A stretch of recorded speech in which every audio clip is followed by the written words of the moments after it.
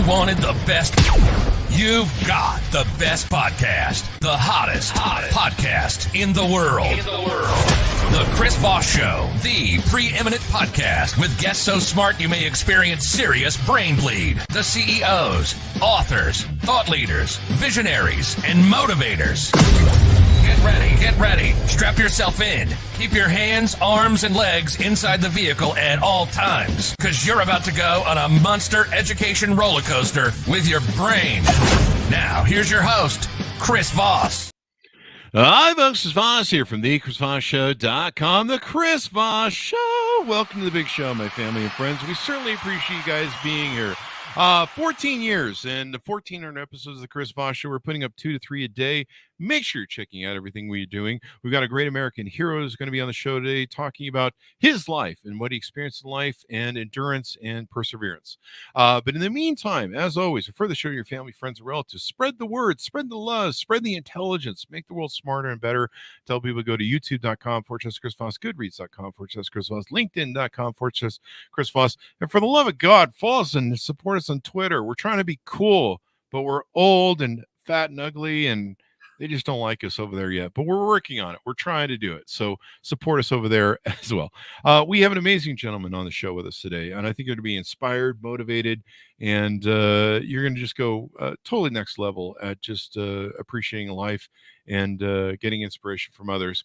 He is the author of the latest book. This comes out July 4th, 2023, which I believe is an American holiday, if I recall rightly. The title of the book is called A Patriot's Promise: Protecting My Brothers, Fighting for My Life, and Keeping My Word. Senior Master Sergeant, retired now, Israel D.T.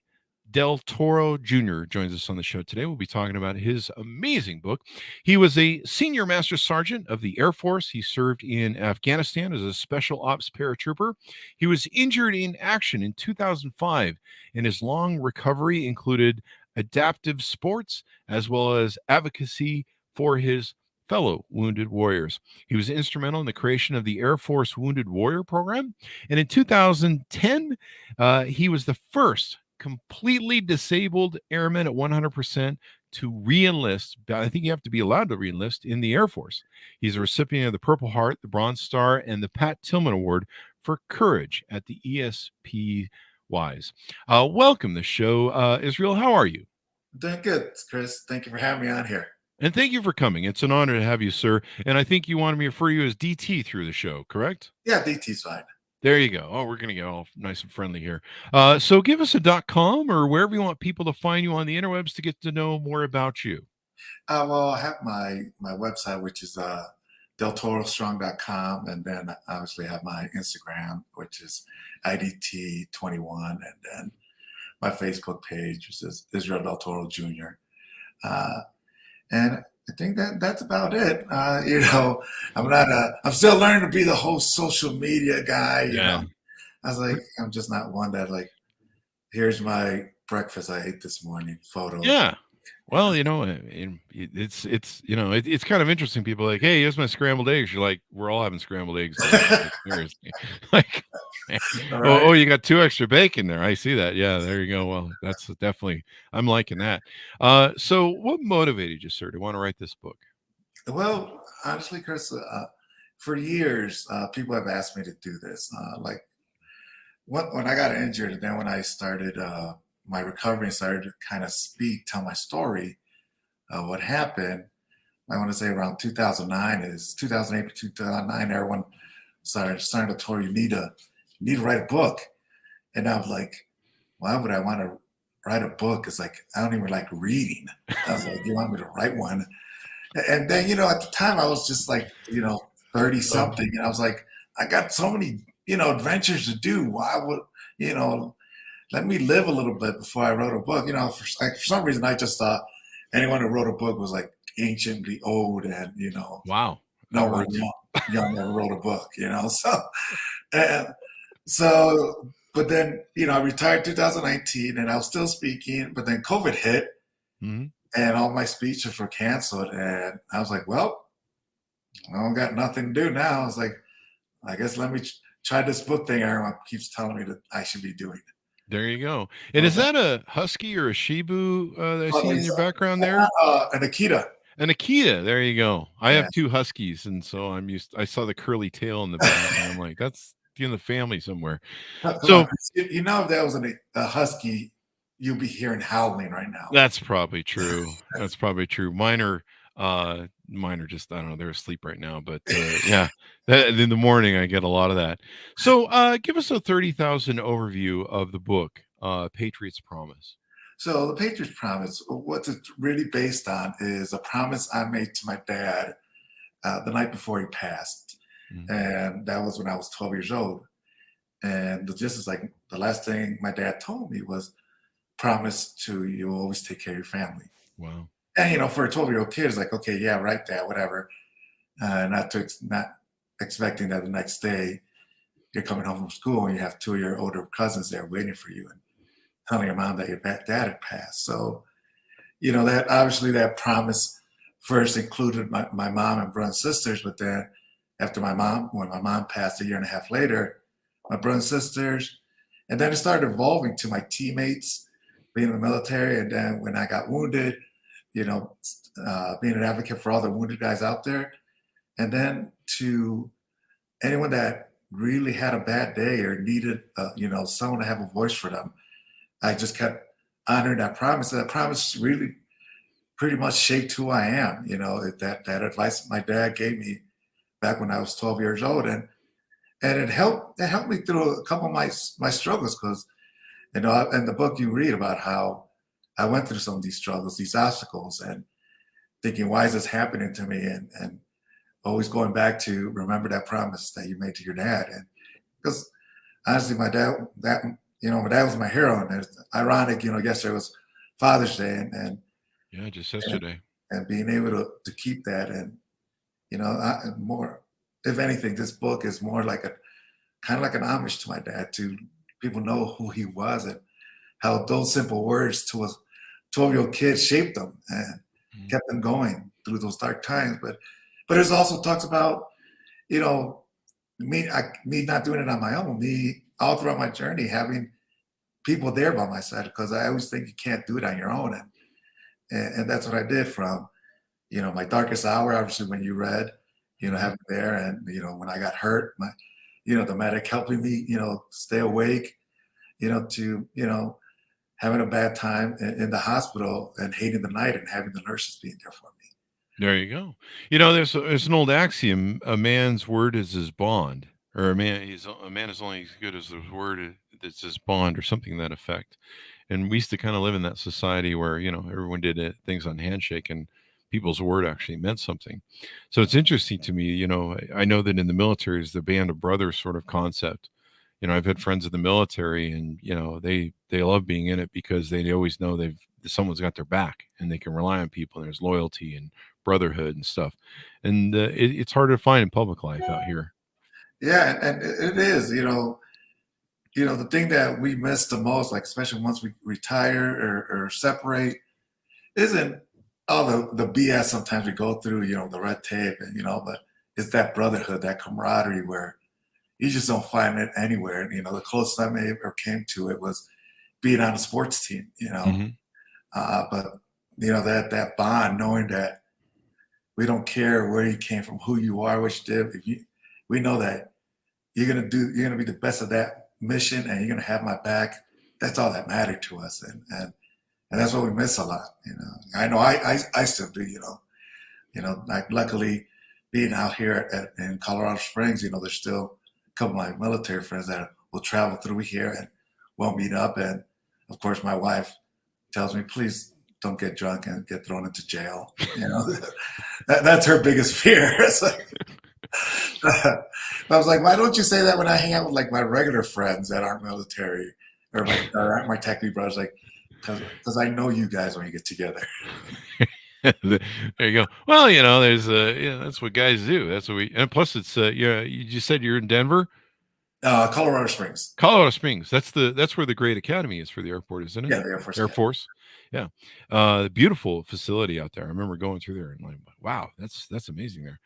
So give us a little bit of your origin story. What shaped you growing up? What made you want to get in the Air Force and the military and all that stuff? Well, it's funny, me growing up, south side of Chicago, one of the suburbs out there, on the bad side of town. You know, I never thought I would be in the military. All I thought was, go to school, you know, get a good job, and kind of grew up like a normal kid. But no one expected, in a year and a half, you're gonna end up losing both your parents. So Wow. I was, I honored that promise and helped raise my brothers and sisters. And because people ask me, DT, why'd you join? Did you come from, like you said, did you come from, from a long lineage of military or duty to serve? And I'm like, that was the last person you would think that would want to join the military. I remember teasing my friends, was like, why'd you join the devil? A freaking 18, 19-year-old's like, no one's saying join the military, at least in my area. And then, like I said, I want to say about 22 years old, and I saw a commercial, and I had a real good job, making good money, but I just felt like I wasn't being challenged. Like something was missing. And I saw a commercial, and I was like, huh, why not? There you go. Was it those famous old military commercials? I think we both probably grew up on. Yeah, and I obviously I asked, like, I had friends that had joined, and I asked them, hey, what branch should I go to? Mhm. I had Army, Navy, Marines friends.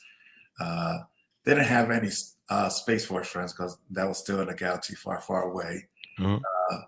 But they all said, Air Force, man, go Air Force. I'm like, why?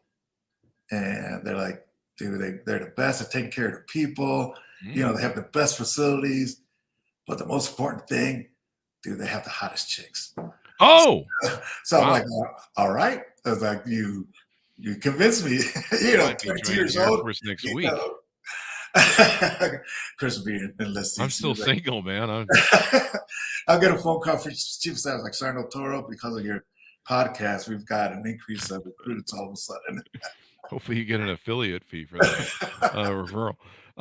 So you joined the Air Force. Were you interested in flying planes or just anything in the Air Force? No, I grew up in the era of Rambo. Who didn't want to be that long-haired, chiseled body guy? Obviously I don't have the long hair anymore or the chiseled bod, because my son says I have a dad bod, but it's all right. But at the time, put him up for adoption. I wanted to do that. I wanted to be that guy. Yeah. That's what I grew up on. And so when I enlisted, and the TAC-P recruiter came by and told me what my job would do about calling an airstrike, jump out of planes. You will be the man on the ground. I was like, that's the job I want. And with the hottest chicks too. Right? Because I remember him, I swear when he walked in, he had a stogie. He had his beret on, his boots all shining. I was like, this guy is Rambo. And he gives the whole spiel, and then he ends it with, but gentlemen, what's the best thing about being a TAC-P? It's like, what, Sergeant? See this black beret I have on? Yes, it helps me pick up girls. And I was like, it was like a sign. I was like, this is the career.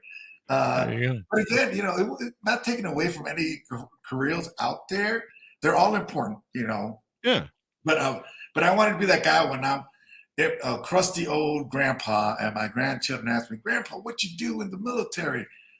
I want to have that. Well, I already kind of have that raspy voice now. I was like, I killed a lot of mofos when I was in the military. I wanted to be that guy. There you go. And we had Captain Crozier on earlier for his book Surf While You Can, and last week I think, and he said that Top Gun was the thing that got him into the Air Force. Kind of funny. People don't realize how little things like that, because again, and I remember me telling a story about getting in because watching Rambo, and it was like to middle schoolers. And I stopped myself. I was like, hold on. How many of you kids know who Rambo is? And like 4 of them raised their hand. And I'm like, your parents have robbed you from a great childhood. I remember the first what was it? The first movie wasn't called Rambo, right? It was called First Blood. First Blood. What a movie. Holy crap. And then the Rambos thereafter. Yeah. So there you go. So you end up going on a call of duty called up for duty. And where do you go and how do you end up getting injured? So I had just finished a tour in Korea, and then I headed off to Italy for my duty station. Mhm. And when I had already been told before I got there that, hey, in August we're heading down range for another, and we're going to be gone for about 6 or 7 months. And I was like, all right, cool. But in my head, I'm thinking, how the hell am I going to tell my wife? I was like, because before Korea, I had just got back from Iraq. Mhm. It's like, and I was gone for, I think I want to say 5, 6 months. Mhm. And then, I leave for Korea a few months after getting back, and now I'm headed to Afghanistan. So I'm like, how am I going to tell her this? Mhm. So, I had to figure out how to do it. And I probably didn't do it the right way because I waited till June to tell her, and I was leaving in August. But that situation, I tell that story because I want to help people. It's like, don't do the same thing I did. Because you think that our plans will always work. Yeah. And they kind of do, but they kind of don't. And Yeah. mine, luckily, I have a great wife and understanding because I ain't gonna lie, she was pissed at me. I knew since like December, and I Oh told her, wow. dude, and I was using the Pope kind of to, ease the tension because I was like, well, I'm telling her in front of the Pope she can't yell at me, you know. But again, anyone that is Catholic knows that April of 2005, Pope John Paul II passed, so Oh, okay. that kind of ruined my plans. But I remember, we got into it because I tell her finally, like we're at the ruins by the Colosseum, and I had my son with me in my arms like a shield just in case she attacked me. Just I was like, sorry, buddy, you're gonna take the blunt of this. wow. And I tell her, and she doesn't yell at me, and I'm like, holy crap! In our heads, like most guys were like, yes, we're geniuses, we did it. And we get back to the room, man. I say I saw devil face. Oh. Anyone that has a loved one knows that. You see that face, like, man, you're in trouble. And we got into it, like I said, we got into it, and she actually gave me an ultimatum. Mm. She said, you need to get out or we're done. Wow. And it wasn't that she was being vindictive. It was because I always said I'll never let my son grow up without his dad. Mm-hmm. But yet my son was going to be turning 3 in August, and he probably knew me a total of maybe 6 months out of his life. Mm-hmm. So he was growing up without his dad. But luckily, this is how great she is. She kind of put everything aside and let me say, you know what? We'll talk about this later. Concentrate on being downrange. Mm-hmm. And so, I headed out downrange in August, and we're out there a couple months. And when I get there at my FOB, I'm the only JTEC, Joint Terminal Tech Controller, to cover 2 Army companies, an SF team, and a scout team. Mm-hmm. And how it works, they'll send us to wherever they think is going to be most dangerous, where they're going to get troops in contact. Wow. Because we're the ones calling in the airstrikes. So I was out constantly. And it was right after Thanksgiving we got orders, and I was told, hey, going out with the scouts because there's a high-value target you guys got to capture, kill, and a supply route the Taliban was using, and we had to destroy it. So we head out, like I want to say December 1st, we air assaulted into this bow. I mean, we have mountains all around us, and we air assaulted. They air assault some vehicles on our dirt bikes, and we go and we take over kind of this little compound, and we do operations out of there. And we kept going. We were out there, nothing happened, and our interpreter all of a sudden, our interpreter keeps telling us, like, hey, these guys see us because he's getting ICOM chatter. It's like they see us when we leave on foot, they see us when we leave on our bikes, they see us when we're leaving the trucks. because again, we're in a boat. They're standing up on the mountains watching us. So our lieutenant, who was young, fresh out of West Point, I mean, this is how green he was. He took a selfie or took a picture with him. Well, because I don't think we had selfies yet, but he had someone with a camera take a picture of him next to an IED. But we're like, what are you doing, dude? Holy shit. But that's the job of us as NCOs to kind of shape that young lieutenant to eventually be a great leader. Mm-hmm. So, like I said, they were seeing us. So he makes up plans like, all right, guys, we're going to take half the scout team, which will be about 10 of us. And we're going to go out in 2 vehicles late afternoon. And half of that, so 5 guys, are going to go up on the mountain, stay overnight, to try and capture the Taliban guys as they come up and watch us. And my team was going to be Overwatch. And we had been out there a couple days and nothing. And the night prior, which was, it's crazy because, like almost like a calm before the storm. Mm-hmm. Yeah, I remember it was my turn to do my watch. So it was like 2 hours sleep, 1 hour watch. And it was the clearest night, man. You could see every star out. It's still, I almost compare it to like when Forrest Gump talks about when in Vietnam, when it stopped raining, the clouds were open up and you'll see every star. Mm-hmm. That's how I felt. And the next morning, we go out, we're doing our, we get some ANA, some Afghani National Army. We go to hit this town, nothing really. And then our teammates are saying, hey, we need to get resupplied because we already been out there, like I want to say 3 days. And we're driving back. We're in the lead vehicle. And I remember crossing this creek, and no more than 200 meters after we cross this creek do I feel an intense heat blast. Wow. On the left side. And I was like, holy shit, I just got hit. Mm-hmm. Was it an IED? It was an IED. Wow. And people talk, about how your life flashes in front of you. And I never really believed that. But man, when I got hit, it almost seemed like a movie reel where you see clips of moments. But for me, it was like the most distinct ones were 3 things that hadn't happened yet that were supposed to happen. Mm-hmm. Like one was me and my wife finally getting married by the church. Wow. After our 3rd attempt, because every time we tried, I was deployed. Us honeymooning in Greece because that's where she always wanted to go. Mm-hmm. But the last one was me teaching my boy how to play ball because I'm a big ball player. Mm-hmm. And then something in my head clicks and says, you got to get out of this truck. And I pop the door. I come out. When I came out, man, I was on fire from head to toe. Jesus. But I knew there was that creek behind me, so I turned, run to it. But the flames overtook me, and I collapsed, and I'm laying there, and I'm thinking that I'm going to die here. That I broke my promise to my family that I'll always come back. Wow. Broke my promise to my dad, to my son, that I'll never let him grow up without his dad like I did. But most importantly, I'm breaking my promise I made to my dad when I was 12 years old that I always would take care of my family. That's interesting that in that moment you're still very selfless.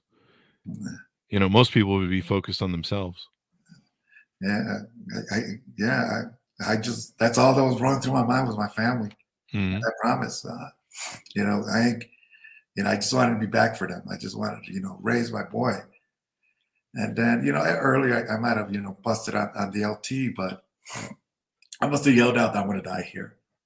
And he says, DT, you're not going to die here. And he throws some dirt on me, helps me up, and we both jump into the creek.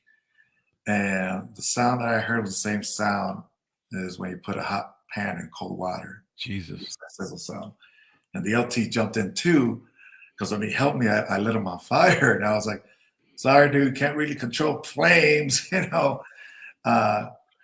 And I look at him and I'm like, dude, this sucks. And he's like, are you trying to be funny, DT? He's like, no, sir, I just got blown up.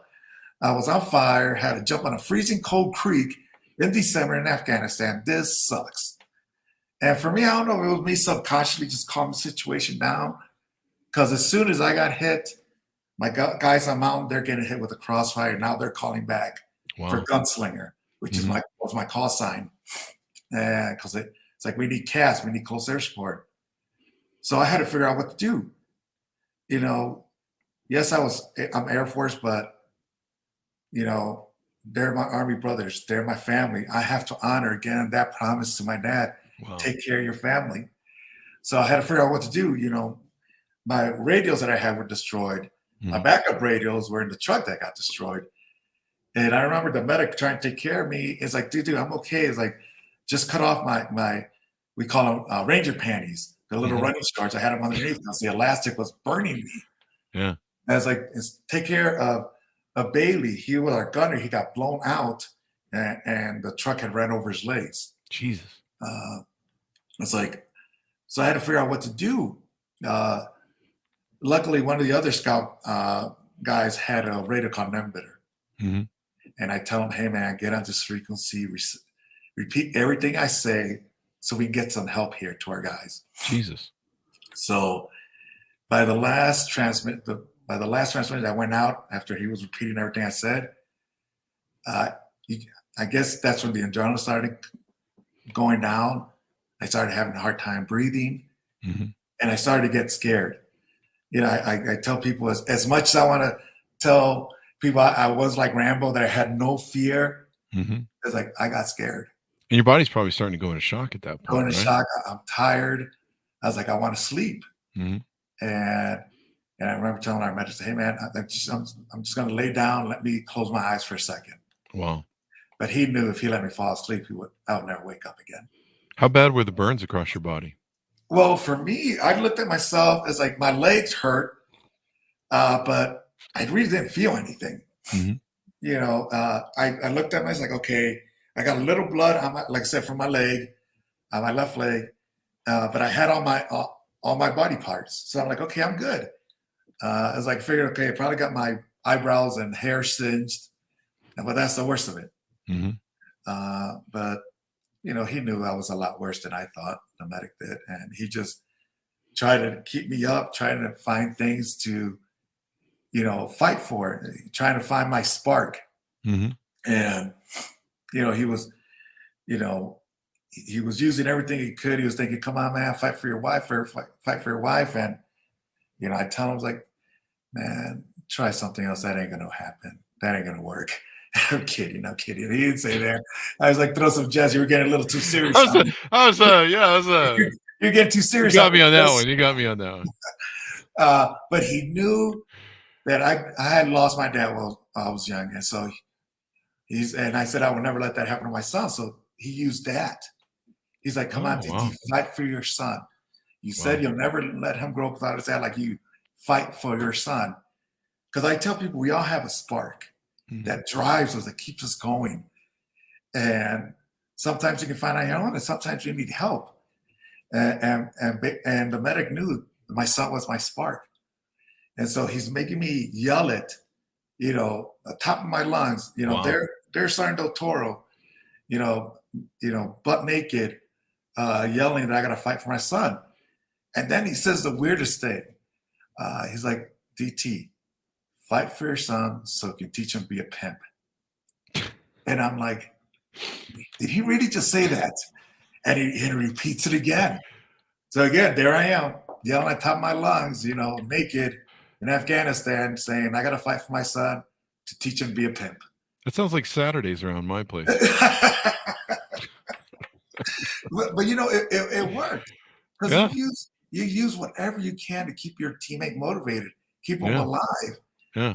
Because it kept me up, it kept me going until the helicopter medevac arrived. And I remember they wanted to carry me to the helicopter. And I was like, oh, hell no. I was like, I walked into this fight, I'm going to walk out. And I hobbled my naked butt to the helicopter, and I'm laying there thinking, oh my God, I could finally relax and get some good drugs in me, you know. And I remember the flight in and out. I remember landing at our FOB, them taking me into our little field hospital and seeing some of my rest of my Air Force teammates and Army teammates. And the cutting off my watch, the doctor, Mhm. and then telling me, "You're gonna be okay." And that was December 4th, '05.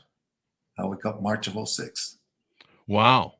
So did you go into a coma? Did they put you in a Yeah, coma? they put me in a coma, Mhm. and it's crazy being in a coma because it doesn't really hit you until a year after.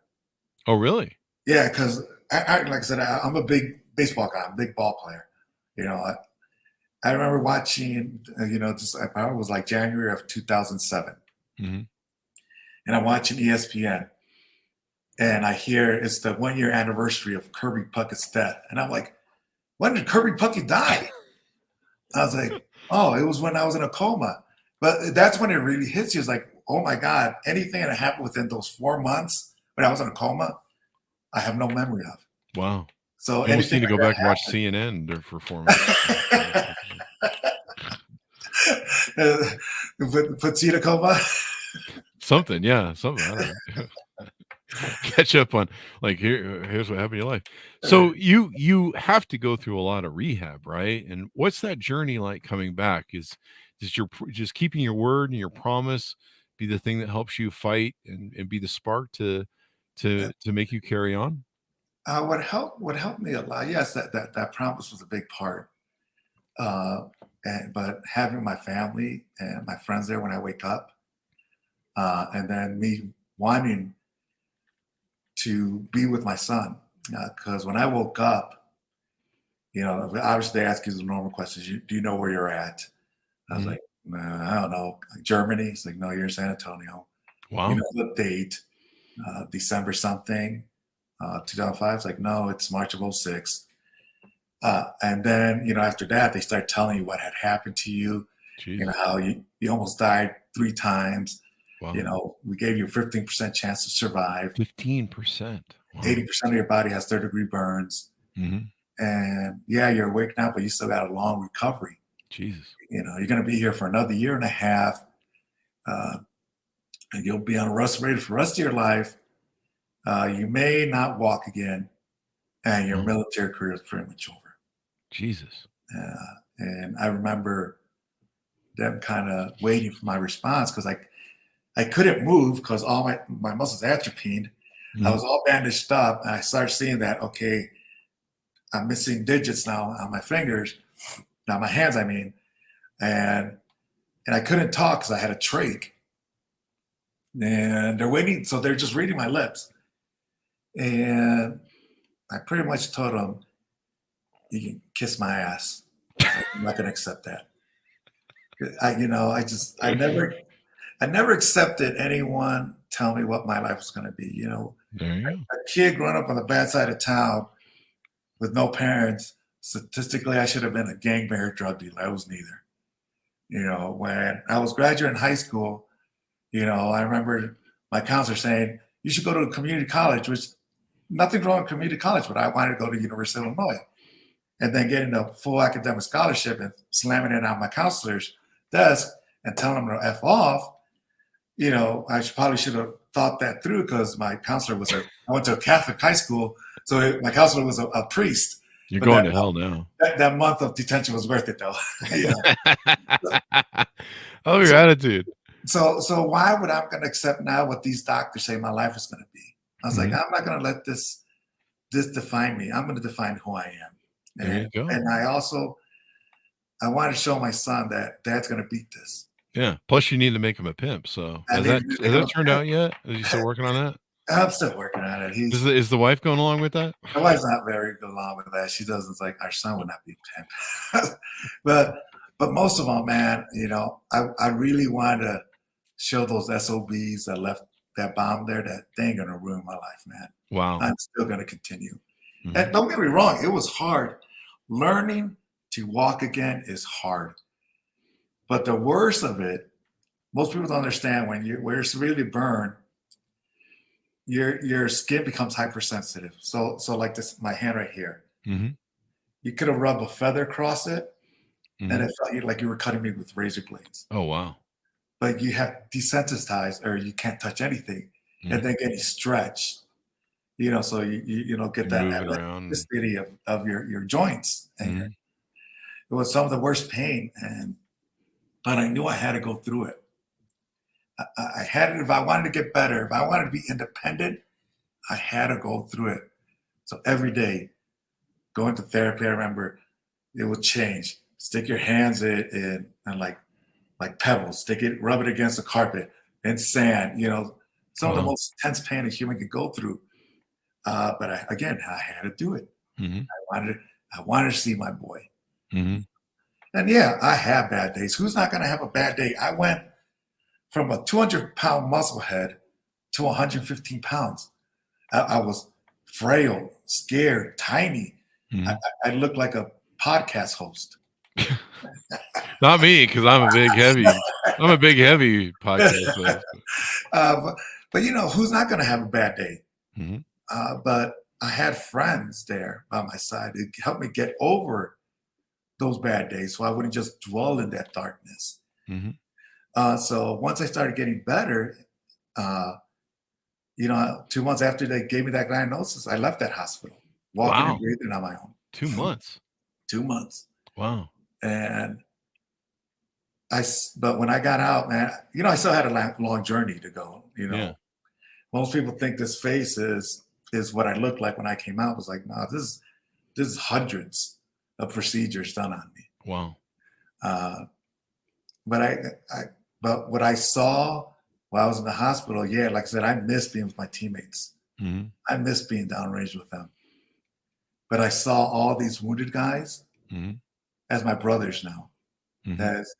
Because, yeah, I was wounded, but I was still an NCO in the Air Force. And the duty of an NCO is to take care of his troops and make things better for them, even though they may never see the benefits of it.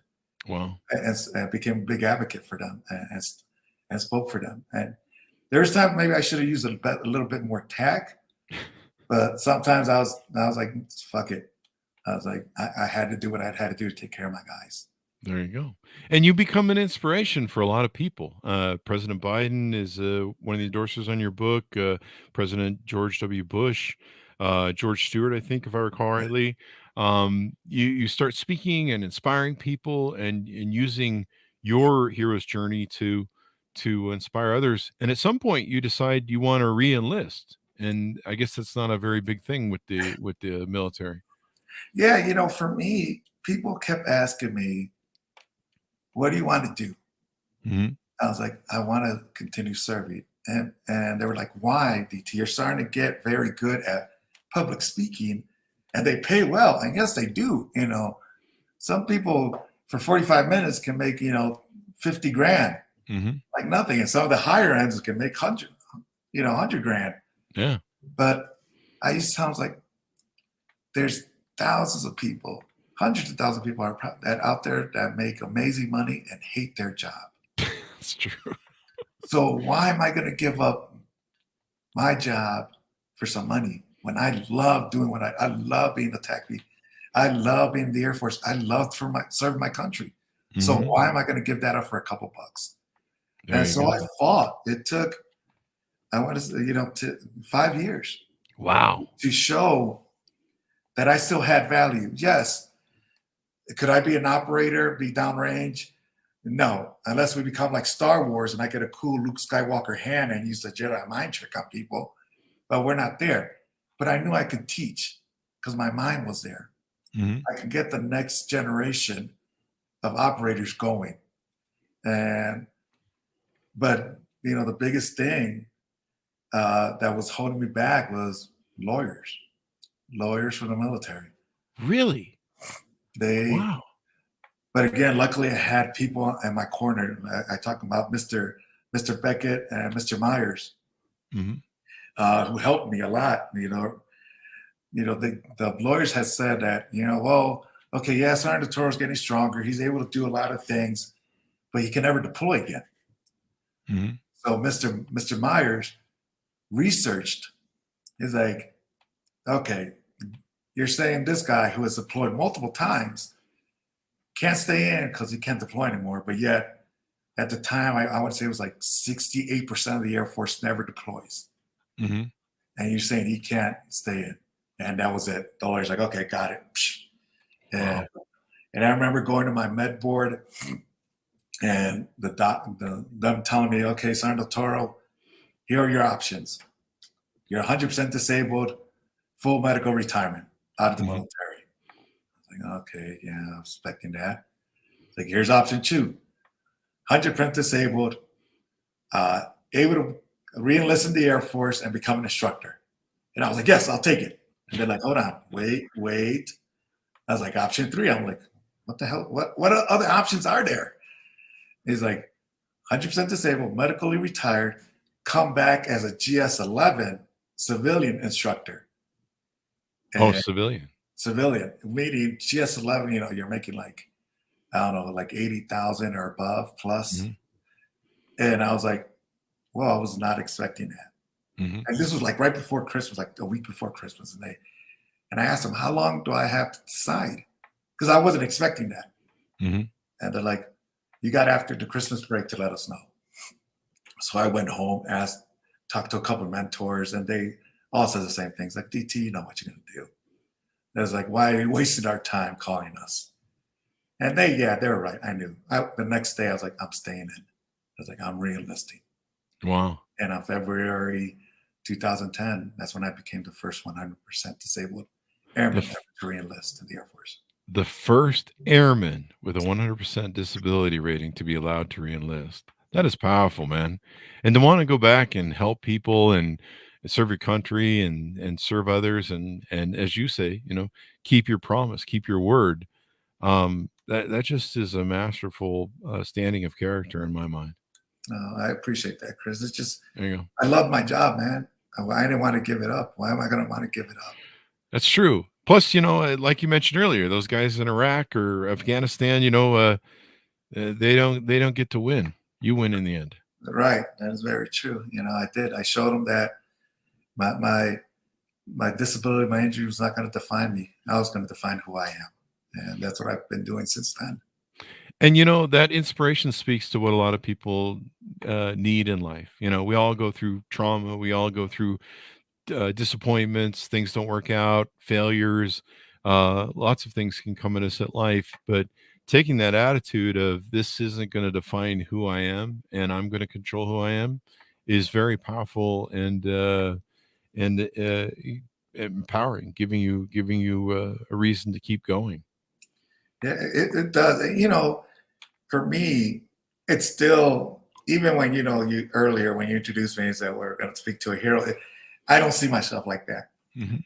It still feels weird. It's like I'm just regular DT who likes to hang out with his friends, drink some, whiskey, play some Call of Duty. Yeah, it takes me a little longer to put my pants on, but I'm still the same guy. I don't see myself in that light. For me, it didn't really hit me that how my words, my story impact people until this one event was I was speaking to the whole base on McGuire, which is in New Jersey, an Air Force base there. And I tell my speech, and I usually open it for question and answer. And some people will ask me things. Some people will wait till where they're shaking my hand, asking me a question, or even they'll wait and message me on social media or direct message me and ask me. But this time there's this young lady. She was an A1C, meaning she was probably in 2 years. Mhm. Stands up and says, Sergeant Toro, I've tried to kill myself many times, Jesus, wow. but I hear how you never gave up, how you kept going, to be there for your family, to honor your dad's promise. You have helped me find my spark. You have helped me find value to continue fighting. And I just want to thank you for that. And for me, it just hit me. I was like, for this young lady to stand up in front of her leadership Mhm. and say that is when it hit me. It's like, my God, my stories do impact people. Yeah. You Yeah. know, and again, I'm a realist, man. I know I'm not gonna touch everybody out there, Mhm. but those one or two that really need to hear, like that young lady that I just said, all that pain, all that suffering I went through in my life was worth it because she found her spark, and she still found the will to live and fight. There you go. And that's where you're going to make the biggest difference. And I'm sure you inspire a lot of people. I remember we had somebody on the show, an author a couple years ago, and I was in the midst of my book and in the editing part. You know how fun that part is, right? Oh, And I was complaining after the show to her, and she, she was a multi-book author, and she says, "I'm going to tell you something. There's somebody out there that needs your book. There's somebody out there that needs your story that you're going to tell that's going to change their life and inspire them. You may never meet them, you may never know them, but they need you to finish that book. And so if you can't finish it for yourself, you do it for them." And so I'm sure a lot of people are going to read your book. Your story is going to be amplified even more to more people, and you're going to help a lot more people be inspired and find their spark in life. oh, I appreciate that, Chris. And you're helping me do that. Me being allowed to be on your podcast and talk about this and my journey. Hopefully it does, because at the end, I just want to be able to not only honor my dad, but to be out there and to help people on their darkest times and help them find their spark. Because I had to have people help me during my dark times and let me do that for them. And my story does that. Then I'm honoring my dad as the best as I can. There you go.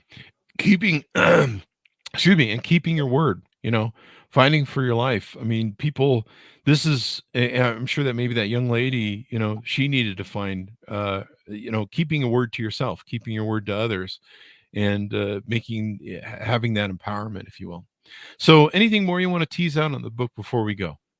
Uh, well, I know now I guess I would say those who have heard me speak, I would say, you can only go into detail in an hour or so. You really can't hit, but I wanted in my book to be more in detail, kind of know more of the little journeys that I went through and how I felt, and the journey, like my wife, because I wanted to include her journey of when I got hurt and what she had to go through. Because we like to think that, when we in situations like that, the family is together, but a lot of time it's not. Yeah. There's bickering, there's fighting, and I wanted to show that even myself, even though when I thought it didn't happen, it did happen. Yeah. And my wife just didn't want to tell me. So, this book goes into a lot more detail, and hopefully it helps, seeing all those little details where, I do have those bad days, how me waking up every morning, I may not show it, hurts. Yeah. I still keep getting up and going, Yeah. So, I just hope people really enjoy it. Someone did ask me last time, like one of my friends, it's like, how's it going? How do you feel about this whole book thing? And I said, it's like, honestly, right now it's more of a pain in the ass. Yeah. And she's like, well, DT, think of it like a pregnancy. I was like, huh? Well, you're in this labor, and then once that book's out, like a baby's out, all that joy is. And I was like, you know what, Randy, I'll let you use that analogy, because if I try and say that, not only are my friends gonna bust my chops, but all my female friends are gonna like, are you really comparing your book release to a pregnancy? Yeah, it might be go bad. Which I understand. I get it. I get where she's trying to go, but I'll let you say that to other people. I'll just tell the story how you wanted me to use it. There you go. Well, July 4th, your book will be out, and I guarantee you, being an author is pretty damn cool. Like people look at you differently. Like most people would never talk to me or have anything to do with me, and now at least one person will talk to me. So but it's kind of cool. Well, Chris, people look differently at me all the time, so Well, you'll just, I mean, it's like an added badge of honor. I think the challenge is it's so hard to write a book and get it published and go through the editing process. It's so hard that when you finally do it, people just go, you get an extra medal of regalia where, people are like, well, this guy must be smart. He wrote a book, you know? Well, I always like, we're like, so what it take like 3-4 months to do a book? I'm like, yeah, I wish, dude. I wish. Yeah. I was like, I turned in the script like a year ago.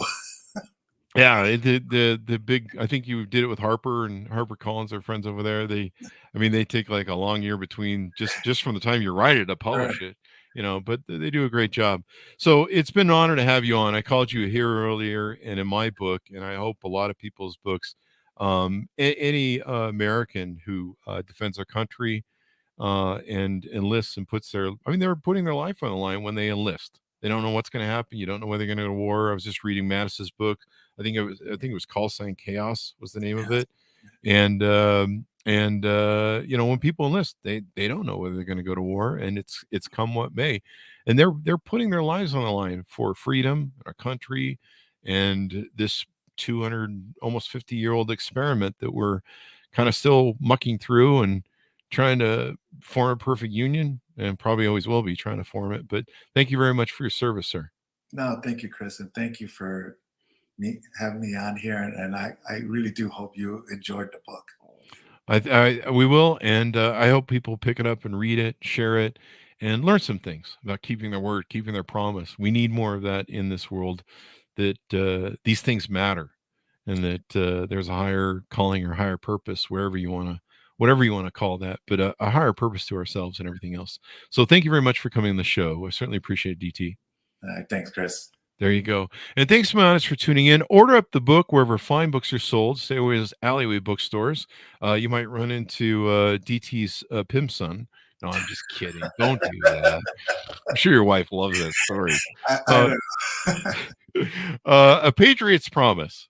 Protecting my brothers, fighting for my life, and keeping my word. I highly recommend you pick it up. It'll be available July 4th, 2023, which I think is the birthday of these things we call America.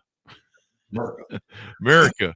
There you go. You got to love it. Thanks for tuning in, my audience. Go to goodreads.com/Chris Foss, youtube.com/Chris Foss, linkedin.com/Chris Foss, and follow us on TikTok. We started putting Captain Brett Crozier's stories up there.